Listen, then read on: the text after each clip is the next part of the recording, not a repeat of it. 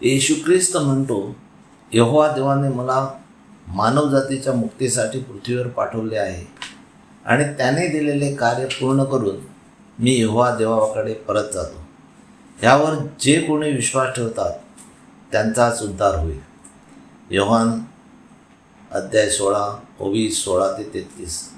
थोडक्या वेळाने तुम्ही मला पाहणार नाही आणि पुन्हा थोडक्या वेळानंतर मी मेलेल्यांतून उठल्यानंतर तुम्ही मला पाहाल.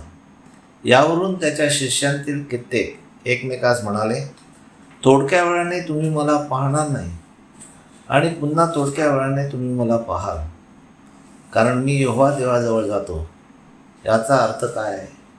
याकरता शिष्य म्हणाले, थोडक्या वेळाने असे जे तो म्हणतो याचा अर्थ काय आहे? तो हे काय म्हणतो याचा अर्थ आम्हाला समजत नाही. यावरून शिष्य आपल्याला विचारायला पाहत आहेत असे जाणून येशू ख्रिस्त त्यांना म्हणाला, थोडक्या वेळाने तुम्ही मला पाहणार नाही आणि फिरून तुम्ही थोडक्या वेळाने मला पाहाल. हे जे मी काही तुमच्याशी बोललो ते तुम्ही एकमेकास विचारता काय?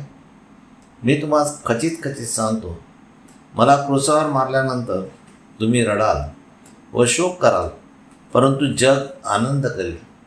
तुम्ही दुःखित व्हाल, परंतु तुमचे दुःख जाऊन मला जेव्हा मेलेल्यांतून उठवलेले पाहाल तेव्हा तुम्ही आनंदी व्हाल. स्त्री प्रसूत होते तेव्हा तिला दुःख होते, कारण तिची प्रसूतीची घटका आली आहे.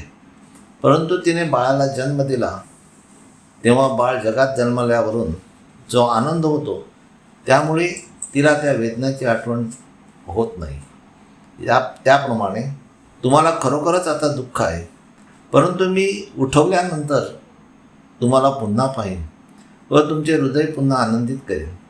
त्यावेळी कोणी तुमचा आनंद तुमच्यापासून काढून घेणार नाही आणि त्या दिवशी तुम्ही मला काही प्रश्न विचारणार नाही.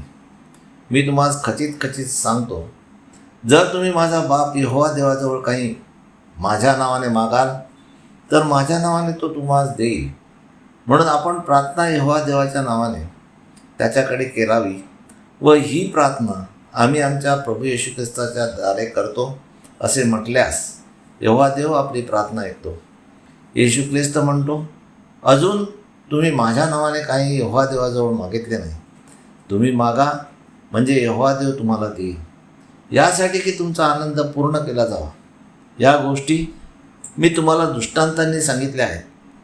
यापुढे मी तुमच्याशी दृष्टांताने बोलणार नाही, तर माझा बाप यहोवा याच्याविषयी मी तुम्हाला उघड सांगेन.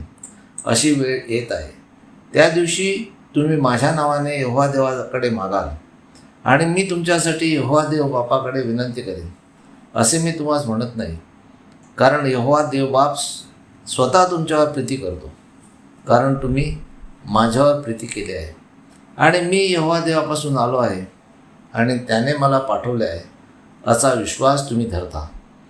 मी यहोवा देवापासून निघून आलो आणि त्याच्याच आज्ञेने मी जगात आलो आहे आणि मला दिलेले काम पूर्ण करून मी हे जग सोडतो आणि यहोवा देवापाकडे जातो.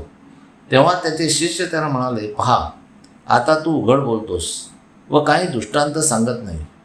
आता आम्हाला कळले की तुला सर्व गोष्टी ठाऊक आहेत आणि कोणी तुला विचारावे अशी तुला गरज नाही. यावरून आम्ही विश्वास धरतो की तू यहोवा देवापासून निघून आलास.